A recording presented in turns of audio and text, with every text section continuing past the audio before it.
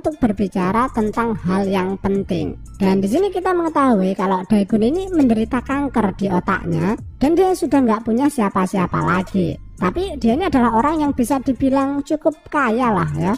Dan Daegun mengatakan bahwa dia akan membantu biaya pengobatan Sun Yang dengan satu persyaratan. Dan jika Sun Yang setuju, maka Daegun akan mengatakan persyaratan tersebut besok. Tentu saja Sun Yang senang banget ya, karena dia bisa sesegera mungkin menyembuhkan suaminya tersebut. Sungguh sangat mulia karakter Daegun ini ya, atau kelihatannya aja sih. Sun Yang pun kemudian memberitahu Harim bahwa baru saja dia ini bertemu dengan seorang malaikat yang berjiwa mulia, berhati lembut, bertampang manusia, dan berjiwa iblis. Ya belum tahu aja dia ceritanya.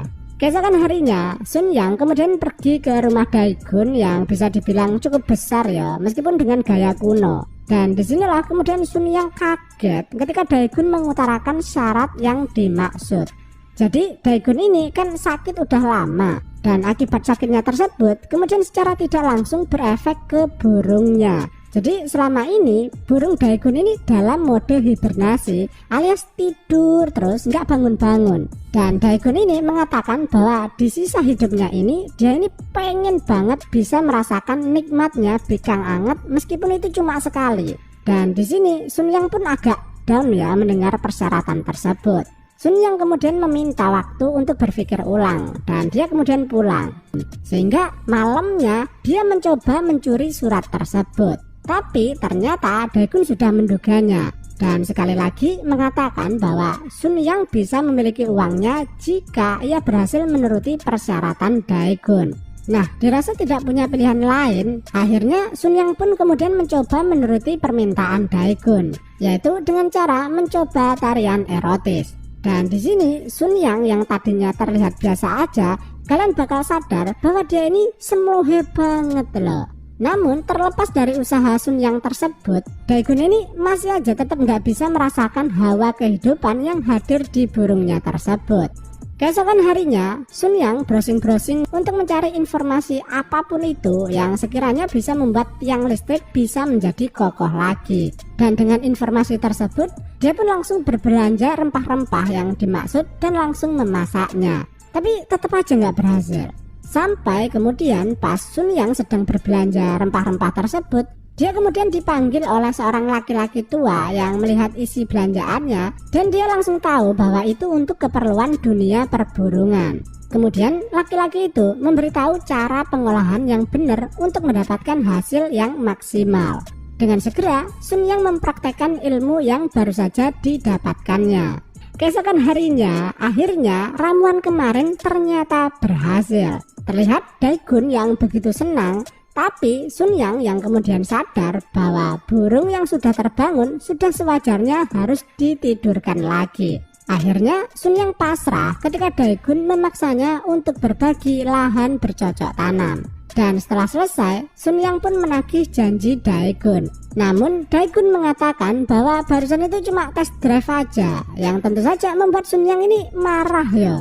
BTW Mbak Sun Yang ini mungkin nggak terlalu cakep ya, tapi di film yang berdurasi 2 jam ini kalau kalian nonton, kalian bakal melihat Mbak Sun Yang ini sering banget menggigit bibirnya kayak gini, yang bakal membuat sebagian dari kalian meningkat nafsu makannya.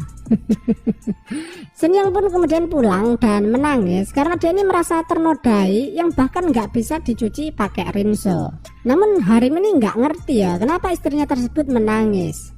Keesokan harinya, Sun Yang kembali menagih janji Daegun dan akhirnya Daegun mengatakan bahwa dia akan menyerahkan surat tersebut. Tapi dia pengen makan bikang angetnya 1 kali lagi dan dia akan bertobat. Sun Yang pun kemudian mengiyakan permintaan tersebut karena dia ini memang butuh banget uang tersebut ya. Dan sekali lagi terjadilah pertempuran kolosal antar gender yang sudah ada sejak terciptanya manusia. Namun setelah selesai, seketika itu juga Daegun ini langsung lupa dengan janjinya. Ini orang kayaknya emang saudara nama kakek Sugiono, sama-sama busuknya. Dan akhirnya Sun Yang sadar bahwa mungkin dia ini sudah terjebak perjanjian dengan iblis, yang dia sendiri nggak tahu kapan atau gimana caranya dia bisa terbebas dari Daegun. Keesokan harinya pun sama, meskipun Sun Yang ini sudah muak dan marah-marah ke Daegun, tapi Daegun dengan leluasa bisa menikmati bikang angetnya Sun Yang. Setelah itu, Daegun dan Sun Yang pergi ke dokter untuk rutinitas cek kesehatan Daegun, dan di sini ia mendapat kabar mengejutkan. Penyakit Daegun tadi kini dinyatakan sembuh, yang tentu saja membuat Daegun sangat senang ya, yang bertolak belakang dengan wajah Sun Yang. Sun Yang pun kemudian memohon kepada Daegun agar segera memberikan uang yang dijanjikan tersebut.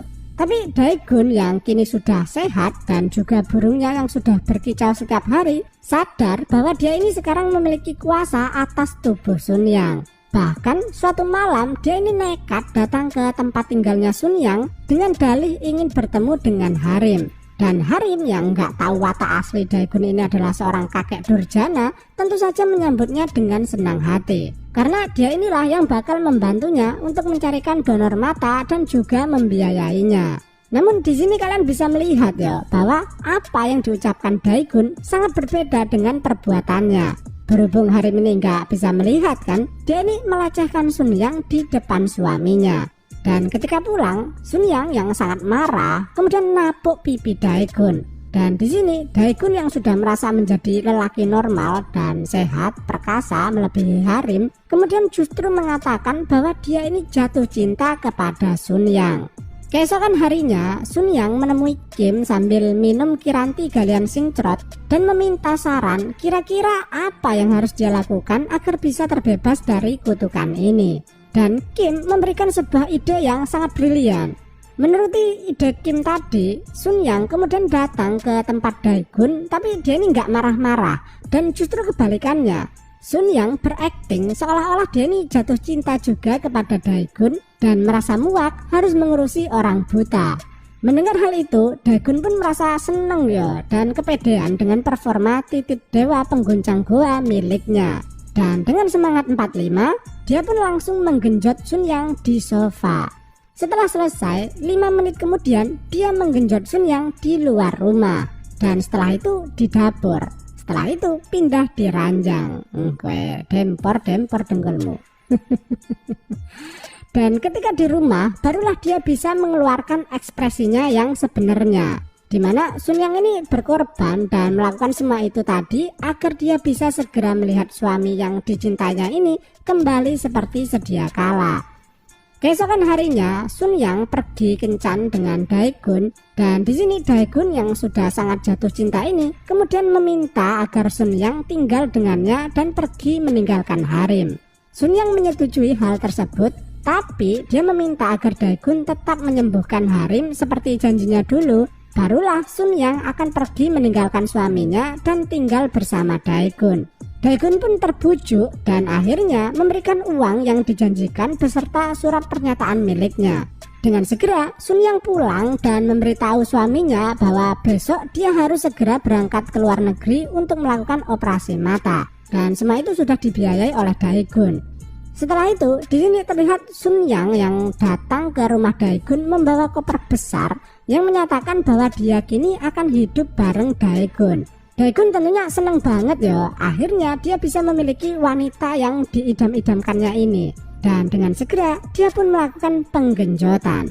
Nah, tapi ketika melakukan penggenjotan, Sun Yang menutup mata Daegun menggunakan kain segitiga bermudanya, dan dia kemudian mengambil sebuah pulpen, tapi di dalamnya itu bukan pulpen ya, melainkan jarum yang sangat panjang. Sun Yang pun kemudian menusuk jantungnya, dan yang kedua kalinya dia menusuk ubun-ubun Daegun.